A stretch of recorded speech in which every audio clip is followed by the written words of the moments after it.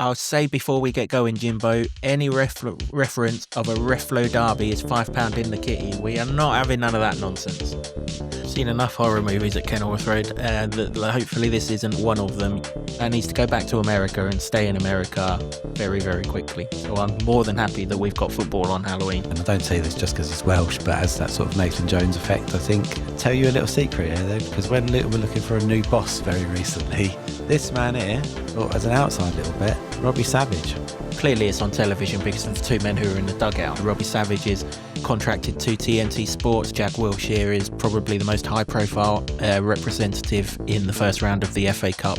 We're not even doing the Luton Town podcast but for the FA Cup, because had we not beat Notts Forest back in the day and got that tie against Liverpool, quite simply there might not have been a Luton Town Football Club right now. It's that important, this competition. It is Friday night FA Cup action for the town this week as Forest Green Rovers are the visitors to Kenilworth Road for a first round clash where, Jimbo, we hope on Halloween there will be many more treats than there are tricks. Let's hope it's a thriller night. We'll discuss whether it is or not right after this intro.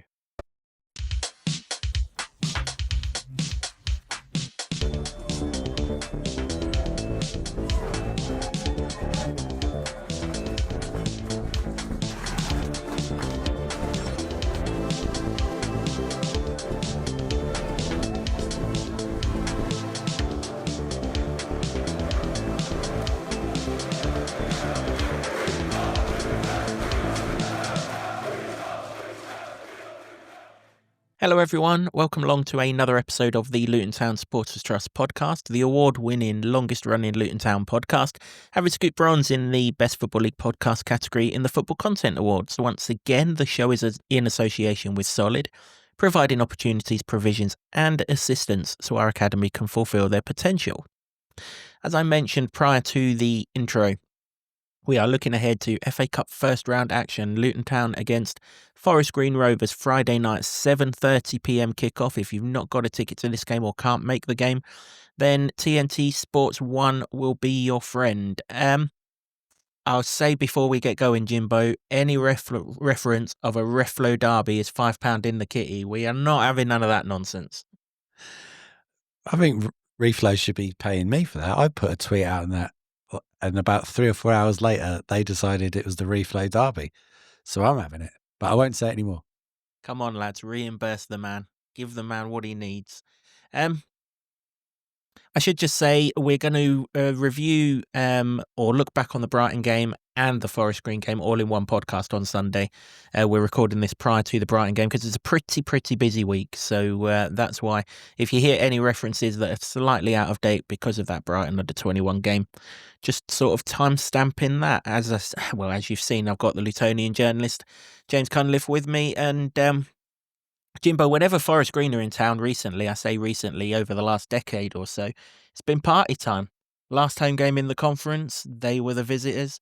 Last home game in League 2, they were the visitors. Both times the town won, celebrated at the end. Let's hope there's plenty more town celebrations at the end of this one. Let's hope it's there last night in the FA Cup for this season. And it's a tricky game, very tricky game, because they are flying in that division. They've got a manager in Robbie Savage who's unified them and has, and I don't say this just because he's Welsh, but has that sort of Nathan Jones effect, I think it's fair to say. It's them against the world with him in charge, and presumably the Forest Green Rovers fans are lapping that up, and quite rightly too, because I'm going to tell you a little secret here, though, because when Luton were looking for a new boss very recently, this man here thought as an outside little bit, Robbie Savage. Yeah, I don't think he would have been necessarily the worst shout in the world at all.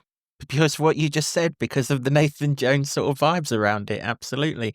He's doing a good job at Forest Green, isn't he? Having previously done a good job at Macclesfield. 5th in the table at the time of recording. I don't suppose they've got a midweek game, but if they haven't, it's changed. I apologise. Good thing about Forest Green is the draw was done on the night that they played their 4th qualifying round game, and as luck would have it, that was the TV game that night. So I kind of kept one eye on it. It was only one eye because it was the night that Jack Wilshere was appointed. as Luton Town manager, and I had loads and loads and loads of messages, notifications and everything else, so I could only keep one eye on it. But they looked a handy side that night against Worthing, who were of a lower division to them, so they would have been expected to win that game. Maybe the roles were reversed here. They're probably not as expected to win this game. I think the Town would be expected to win 2 divisions above them, of course, and, obviously 18 months ago, even more divisions than that. To be fair to Savage, he's turned them around, because they were terrible in League One when they got relegated, and they went straight through League Two and out the other side into the conference. I think Duncan Ferguson was their manager during their League One days, and for some god unknown reason, they appointed Troy Deeney as a manager during their League Two days, and that was never ever going to work out well for anyone, was it? So it's just, it's been, well, they're kind of on the similar path to, or they were on a similar path to us, albeit a couple of divisions below us, in that they were sort of dropping down. But you mentioned it, Savage has sort of galvanised them. He's got a siege mentality, like it always is with Robbie Savage. And yeah, they play some decent football on a artificial pitch at Worthing. Ran out worthy winners, scored 4 goals. They do seem to score lots of goals, captained by former Luton player Ryan Innes, who we had on loan in the conference days under John Still. That's a blast from the past, isn't it? Blast from the past, indeed, yeah. So there's lots of potential sort of, well, on Halloween for this to be a horror show, but I think after Saturday we're kind of more confident that we can go into this with a little bit more higher expectation. Well, it's certainly from my perspective. I did view it a bit nervously at the time it was drawn, but so much has changed since that night when Jack Wilshere was appointed, and certainly in the last week for Luton as well, because of that performance and result at the Cobblers, and then the sort of off the pitch stuff which we spoke about in the previous podcast, which you can still go and watch the results of that we put out. But I think there's a mood has lifted, and we can't allow that to go back to how it was, and it can possibly, because Luton will be favourites on paper. I don't think it's that far apart in the reality stakes, because of how well Forest Green Rovers have been playing under Savage, and he did say on that draw night that they're going to go and have a go, and they've got nothing to lose. And you're right, it's a shot to nothing, to use a snooker term, isn't it? Really, for them. Whereas, it's egg on your face if Luton lose. So hopefully that Luton can take that performance at Northampton and build on that, and get through this, get some momentum going. That takes us back into the league situation. So there's a lot that has changed about the fixture, but all in a positive sense, I think, from a Luton perspective. Yeah, I'd agree with that. It's an interesting balance, isn't it? Because usually this lower league team against like team 2 divisions above would be on telly if it's the other way round. Forest Green hosting Luton. Clearly it's on television because of the 2 men who are in the dugout, right? Mm-hmm. For Robbie Savage is contracted to TNT Sports. He does commentary for them. And also Jack Wilshere is probably the most high-profile representative in the first round of the FA Cup this season. So automatically, as soon as the draw came out, you knew it was on television. You just didn't know when and where. And, Halloween, let's hope there's no screams going on and horror shows or anything like that, and we see a good game of football. I'll put it out there, I want to win this game. Not just because we're playing a team 2 divisions below us. I really don't care who beats us in the cup, if and when we're beaten. I'm not one of those, but I want to win this because League One football's a tough watch. It's been a tough watch. It is a tough watch. So if we can win just 2 games of football and maybe have a crack at a big boy in January, I'm all for that. Obviously, finances come around that, and the interview that I did with Gary during the Content Creator Day, he made it perfectly clear that we're still going to have to suffer some pain whilst we get to Power Court. So any sort of financial luxuries we get out of this FA Cup may therefore filter into Jack's transfer budget during the course of January, particularly if we were away to a Premier League team, which again will be on television because it's Jack Wilshere. there's money to be made in this cup run. So forget the fact that it would also create a winning mentality. I think there is actually a fair bit to play for in this FA Cup. Yeah, I must admit I hadn't considered it from that point of view, because I was thinking that the league is obviously the be all and end all of this season, and if you have to sacrifice the cup competitions, I think most people would, even though, you know, people of our vintage have a love for the FA Cup. And I would really like to know, maybe you can put this in the comments if you're watching or listening, where the FA Cup sits with you at the moment, because it was always a chance that, like you say, to get to the third round and get a draw a big boy. And we've done it over the recent seasons, you know, Newcastle being one of those times, certainly from the lower league positions. But obviously we're less than 2 years on from playing those big boys in the Premier League, and whether that changes how some hatters see the competition, because, you know, we've been there and done that. We've, over a course of a whole league season, we've played them all home and away, and whether that takes the shine off that potential. For me, it's always still exciting, because that was then and this is now, and you'd still want to go and draw a big team and see if you can bloody their nose somewhat, which is what probably Forest Green are thinking at the moment. But, you know, I am in my mid-40s now, so maybe the younger generation, not so much. It'd be interesting to see where it lies. I do still think that people are going to be up for this game because of what's happened in the last week. But I just wonder where that, you know, allegiance to the competition now lies, or whether it's just a scenario that we're currently in. And, you know, if things were better, rosier over a longer period of time, whether that would even itself out, and it's the FA Cup, so you'd be excited about it. It'd be interesting to know. Yeah, I mean, it's a competition that's been important in our history, hasn't it? Finalists in 1959, not even you and I are old enough to have been around for that one, Jimbo. Semi-finalists in 85, 88 and 94. And of course, we're not even doing a Luton Town podcast but for the FA Cup, because quite simply, if we hadn't beaten Notts Forest and got, sorry, I've done it again, Nottingham Forest, I got absolute pelters from people at the club on the Content Creator Day for calling them Notts Forest. It's done on purpose because they are such a bunch of whinge bags, and they were in the Premier League. Did it on purpose. Oh, yeah, well done for reminding me. Actually, I'm not sorry, Notts Forest. Had we not beat Notts Forest back in the day and got that tie against Liverpool and the revenue that came from it, quite simply, there might not have been a Luton Town Football Club right now. It's that important, this competition, and and that's where we are. So we have got a kind of history with this football club. I mean, that particular time, Jimbo, we went to Anfield for the replay in the third round, and got absolutely trounced. I can't even remember who the defence was, but there were no defenders in it that night. Lost 5-0. Stephen Gerrard scored a hat-trick, if memory serves. Kevin Blackwell was his last game in charge because the administrator got appointed. And Nick Owen and the 2020 consortium got their preferred bidding status that night. So it's the only time I think that I've seen Luton lose 5-0 and it been a celebration and a party in the away end. But, you know, it was like that. So it's a big competition. We're nowhere near that stage now. But like you said, we are at the stage where, for the foreseeable future, the only time we're going to get the chance to bloody a big nose is in the cup. And some of the best nights Luton have been bloodying noses in this cup. I mean, you go back to that run in 94. We beat Kevin Keegan's Newcastle, who were the in vogue team at that time, in the fourth round.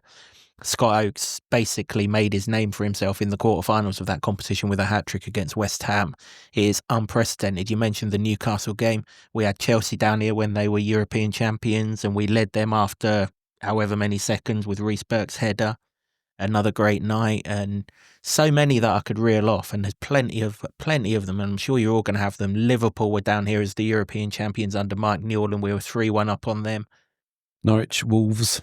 Norwich, absolutely. Norwich, Wolves. It's just some incredible days in this competition, and of course this one won't be for us. It's them that's looking at this game as that, but it is the door, or the key to the door, to unlock a potential classic like that in 2 rounds' time. Yeah, I mean that's where I view the FA Cup. It's very, very different to the Virtue Trophy, which I could take or leave, to be honest. Until we get to that stages, as I will reiterate, I will jump on that bandwagon like you would not believe. But the FA Cup is the FA Cup, and it's special. And it wasn't my first Luton game back in '94, but I do remember the run of being at that Scotty Oates game, and then actually getting a ticket to the semi-final up at Wembley, at the old Wembley, and just not turning up against Chelsea, and Gavin Peacock did turn up. So it holds really great memories for me. And I wonder, for me, whether it's just a chance to sort of breathe easier, have some weight off the shoulders from the league competition and all that entails, even though some of that seems to have lifted, certainly. My perception of it seems to have lifted in the last week. But to, almost have a little bit of a clean slate, just to work on some of these ideas that Jack Wilshere seems to have implemented in the week and a half or 2 weeks that he had been in charge of the team, and see where that can take us. And, the first thing it's going to have to do, you're not going to be able to play a Robbie Savage side and just turn up. You are going to have to fight and scrap. But we saw that against Northampton. So that bodes well in that regard. And then it's just whether we can add some quality. But they've got goals in them, that's the thing. So there will be a test. It's not, I don't think we're going to have it all our own way. But, at Kenilworth Road, under the lights, which hasn't really meant a lot of late, but I think we can try and turn a new page here and get back onto this path towards unity. And that could start from the stands and filter onto the pitch, or vice versa, then great. And I think that it can still be a really positive night for us, I think. Yeah, well, that's the other thing, isn't it? Only 1,300 of us tasted what it felt like on Saturday in Sixfields, unless there were a few others dotted around in the home end. I don't envisage this to be a sold-out crowd or anything like that. Listen, it's Halloween. If you've got kids, there's a good chance that you're going to be trick-or-treating with them and all of that, or pumpkin making, or everything else that goes in with Halloween. I absolutely hate Halloween.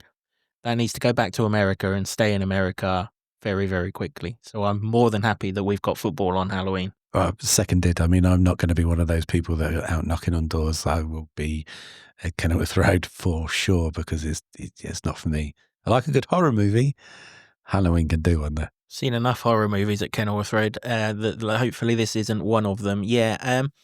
Only 15 quid to get in if you're an adult as well. So that's useful, and obviously cheaper than that if you're a concession. So they've priced it accordingly. Basically half price or just above half price of a normal league game. So if you do struggle to get in to a league game, this is an ideal opportunity. It's obviously a Friday night, so rather than take your kids trick-or-treating, it's a chance to take them to the football and sort of relish with what we're kind of delivering, really.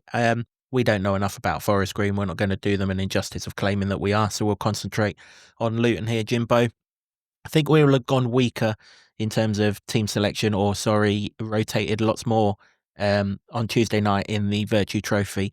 I still don't think we're going to be 100% full strength here. I think he'll still have one or two because he's trying to find right combinations in right places. But I don't expect to see Nicky Wells on Tuesday night from the start. I do expect to see Nicky Wells up front here, because in an ideal world, we win this tie and he scores in this tie. Yeah, well, that would be handy. I mean, any striker to score to get the confidence up would be useful. Well, hopefully that they've done that in the Brighton game. There's a massive opportunity there to try and get on the score sheet and, draw a line under that striker scenario where they're not really getting the chances of, well, not scoring them anyway.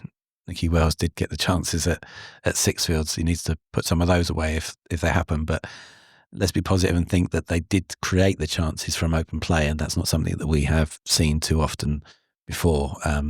Whereas I think that the Forest Green Rovers will probably be a bit more of a well-oiled machine in that regard. They're up the top, not top though, are they? They were fifth. Forest Green are going into this game, but they've got aspirations to go up and get back in this division. So I think I'm with you, because I think that this will be Jack Wilshere's first go managing in the FA Cup. He's got a history with the thing. He's got his hands on the trophy twice. So I think he's going to want to make a good impression in this competition. And I think he'll recognise, if you just look at the things he's been saying, particularly on the interview you did with him, and also Chris, the interview I did with Chris, I think they understand where Luton are. They know how they want to move it forward to regenerate this relationship with the fans.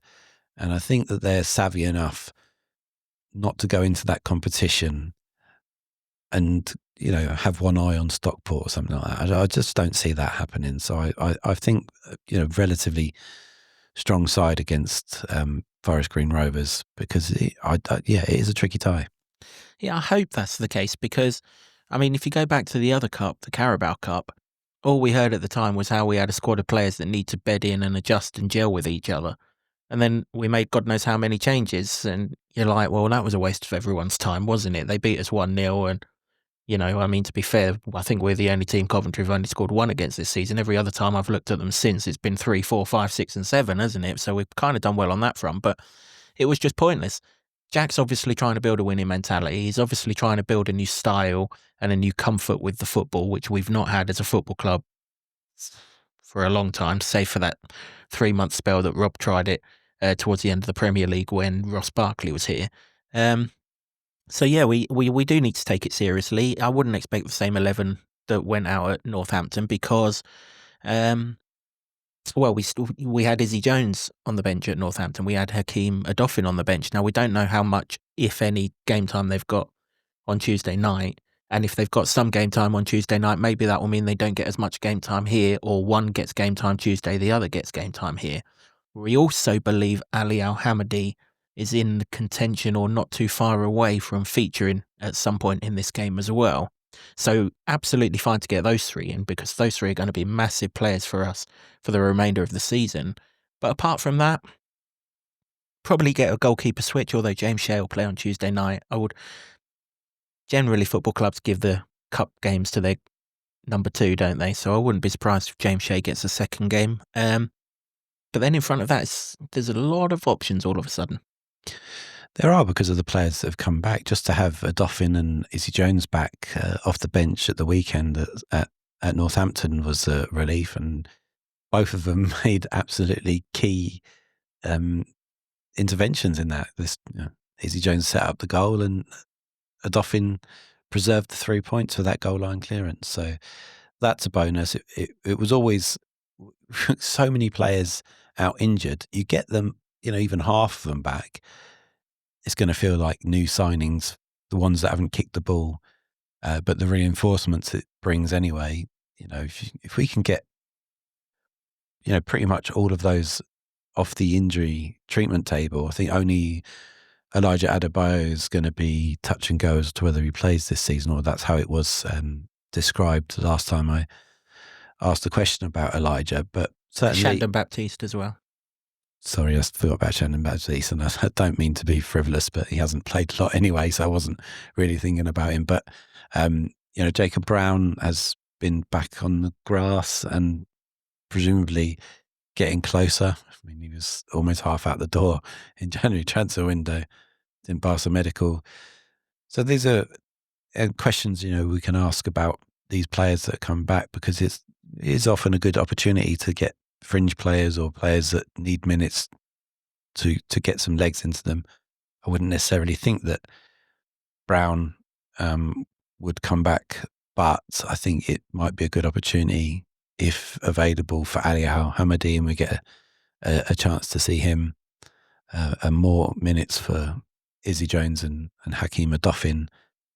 Jake Richards, I know he came in and played at Sixfields, but we want to see more of him and see what he can do, and maybe he gets a chance more. Is favoured number 8 role, so that could be an option.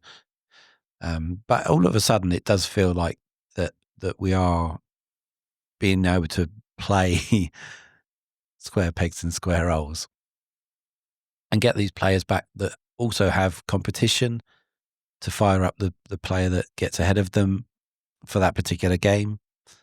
We talked in the previous one about Kadea and Izzy Jones having that competition there. So all of that does sort of change the dial a bit about how we were thinking of the team, and often wondering, what the hell are we going to do here? Where now it feels more like there are the right players in the right places with some competition. It will work wonders really for the options that Wilshere has. It will, yeah. Obviously Tuesday night, Friday night, quite close proximity, so I wouldn't expect anyone heavily involved on Tuesday to be heavily involved on Friday and vice versa.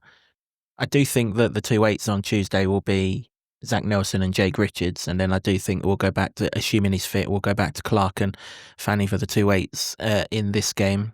Saville will be the 6 in this particular game. I'm not actually sure who I'm expecting to be the 6 on Tuesday, and maybe Nakamba, but he wasn't even on the bench on Saturday, so who's to know where that is? But obviously Tuesday was Tuesday, and I fully expect that Yates and Nordos will be the 2 strikers that are used on the night on Tuesday, and Wells and, well, we hope Ali Al-Hamadi at some point in this game on Friday. Yeah, you mentioned it earlier in the podcast. Yeah, this ain't a turn up and win tie. We've got to get stuck in. We've got to probably going to have to match them for the first 20-25 minutes because they'll be bang up for it. But if we do that and we get 0-0 at the end of that, you would imagine that we are going to have the quality on show to impose ourselves on them, particularly if we keep the ball very well, which we did on Saturday. If we keep the ball well, they might not have the fitness levels that we have, so the longer and the quality of the bench that we're expecting us to have. Therefore, the longer that the game goes on, in theory, the better that we should get and the better that our chances should get. And of course, it's done on the night. There's no replay, so if needed, extra time and penalties on the night. So the longer this one goes on, assuming that we can keep them out, or not just keep them out, but keep control of the game in the first 20-25 minutes, you would imagine we'll have too much by the end of it. By the end of it, yes. I think the start is going to be quite key because in the interview I did with Chris Powell, he was talking about in all his time as a player and a manager when he ever came to Kenilworth Road, the instruction was always, well, if we can see out the first 15-20 minutes, then we might have a chance. And I think that script flips it a little bit here, whereas I think with Savage would be more like, let's go straight from the off. So the first 15 and 20 minutes of this game may be more, let's ride anything that they have to offer. Yes, we want to play as well, but let's recognise that they're going to be so up for this and they want to go for the jugglers straight away. And maybe if you keep them out for 20 minutes, I mean, I don't want to suggest that it's going to be like the Alamo or anything. I mean, it well could be because they're flying high, but just keep it steady for that period, and then maybe that takes the sting out of it, and then you can play your football, particularly if we are keeping possession as we have done in the 2 Jack Wilshere games that we've had so far. Keep more of the ball, do more with it, and then let's see where we can get from there. But I wouldn't imagine that we're going to blow them off the park on this one because they are, the underdogs and well up for it. Yeah, I mean, we may not know much about Forest Green, but the good thing about this tie is we know the manager. And the manager's not someone who takes backward step. Never did as a player. He was always combative, always looking to get forward and get the ball forward, win the ball and everything else. And I don't see, sometimes when you play a team 2 divisions below you, they park the bus, don't they? I mean, there's no real point in them doing that anyway because they're not getting a tie back at their place. It's being done on the night. And if you think back to last season, some of the games that teams did sort of hold on and maybe play for penalties. I'm thinking Tamworth Tottenham being the obvious example. Come extra time, the lower side's got nothing left to give, and the better side are bringing on all their better players by then if they've not started with them, and ultimately they get done anyway. That's the benefit of no replays to the higher club, isn't it? Over the course of 120 minutes, you should come out on top. And that's just the way it is. That's not to say it will be the way it is, but that's generally the advantage that the bigger clubs have now. with no replays. There's no point in them coming down here, because the longer it goes on, we're just going to keep on bringing better players or players of an equal quality on the bench and not weakening. Whereas, they'd still be in the Football League if they had that themselves, wouldn't they? So I'm expecting them to come out. That in turn is good, because that will leave some space in behind, which is exactly what Wells will be looking for, which is exactly what Kadir will be looking for, and whoever it is on the other side to Kadir. And it should make for an entertaining night of football. Yes, I hope so. I think that they appear to be an attacking side from everything that I've looked into them about them, and that would again tally with what Robbie Savage wants them to do. By all accounts, they played quite reserved against Rochdale, and it was an interview I was watching with Savage where he said, "We're not going to do that again." So they're going to go all out, and I think that my suspicion about the opening 15, 20 minutes of the game, I think if you look at Luton's season, if you can go after Luton and put them on the back foot and get them concerned, as well as nicking a goal, I mean, we only really have to look to the Mansfield game for that, really, to see where the gains can be for a visit inside. I take that perhaps we've turned a corner against Northampton in the league, and maybe that won't happen now, but we're not in a position really, or a big enough sample size for us to say that definitely won't happen. So if you're going to play the percentages, that would be a good way to attack Luton and try and get something from the game. So this is where I'm thinking, don't let them have that. And then that takes the sting out of what they might be able to bring. And then sure, yeah, we can bring players off the bench that now, as we've seen from the weekend, can affect the game. Yep. Forest Green's last away game, a 4-2 defeat at Carlisle. Obviously, you've not sort of taken a backward step if you've lost 4-2, have you? You've gone after the game and you've been done. So what a trip that is, by the way. Forest Green to Carlisle in the conference. Crikey, O'Reilly. It's hard enough getting to Carlisle when you're in the league, isn't it? There was one at the weekend. Yeah, Truro and York. Yeah, and didn't they put £932 behind the bar because that's how many miles they travel, £1 for every mile, and everyone got a free drink. I think that sort of stuff is brilliant. Absolutely, yeah, wholeheartedly behind that. Yeah, I have many a time in the non-league days did I get to Gateshead or Darlington or Carlisle or wherever it was, and the directors have put a few quid behind the bar or took a scarf each or whatever it was, just as a gesture of appreciation for travelling long distance. So we always had them on Tuesday nights as well. It's bloody.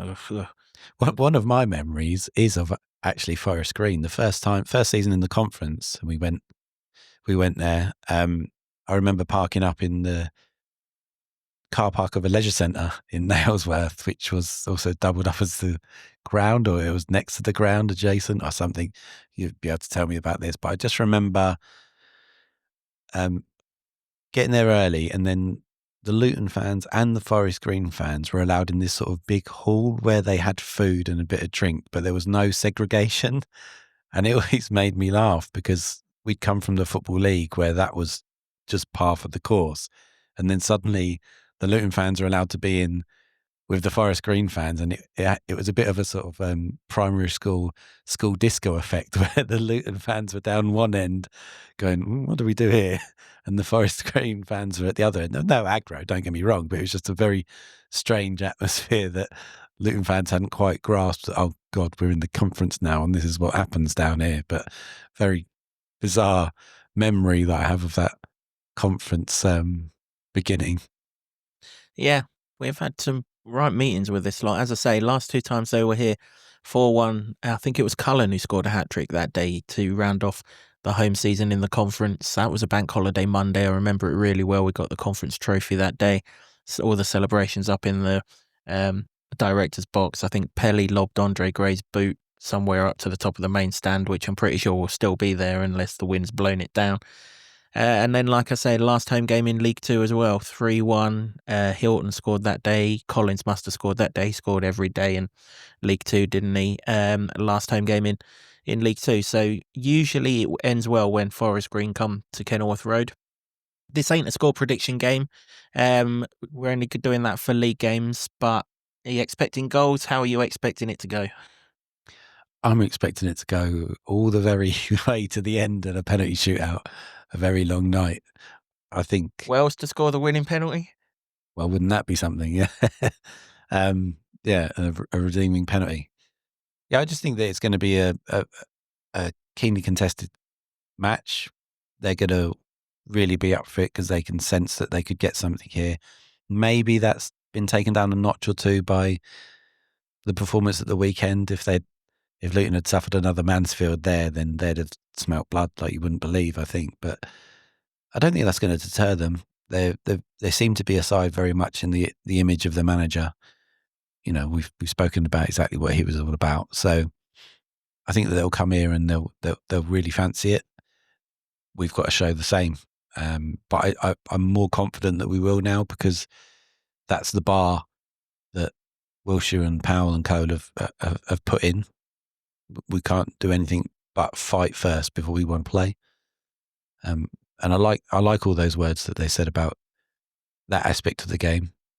I mean, if Wilshere's talking about it, and he used to play for Arsenal, who had the lion's share of pretty much every game, then I think that speaks volumes.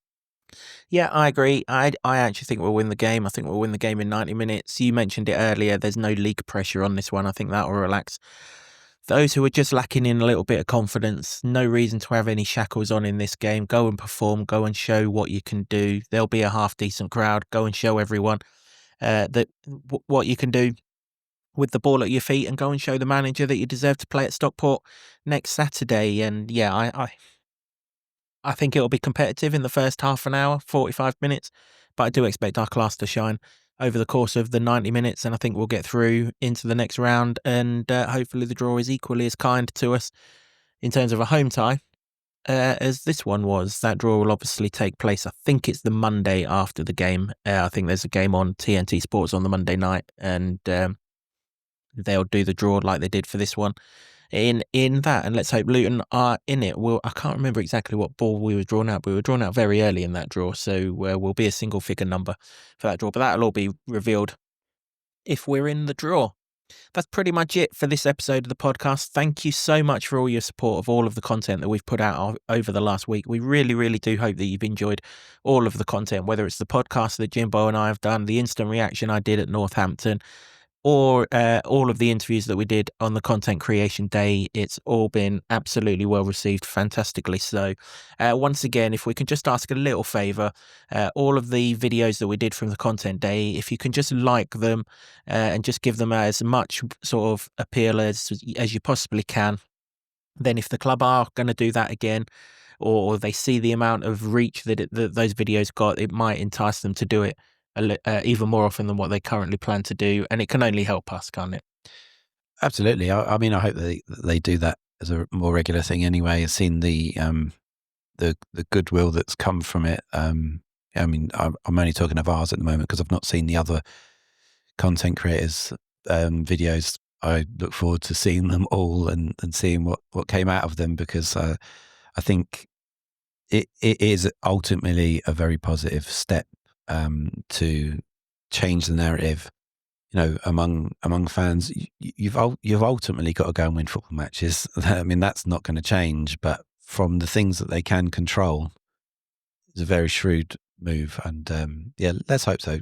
Go and watch them anyway. We'll put all the links to the videos that have come out in the show notes of this podcast, so you can go and find them easily. But enough of you, and a lot of you are watching them, so thank you very much for that. Yep, really appreciate your support as always. Thanks again to the folks at Marsh House, the proud new home of the Luton Town Supporters Trust podcast, and to Sean Grant and the Wolf Gang for our intro music. Until next time, which will be a full review of the Forest Green Cup game from Jimbo and myself. Come on, you atters, let's have some FA Cup magic, please.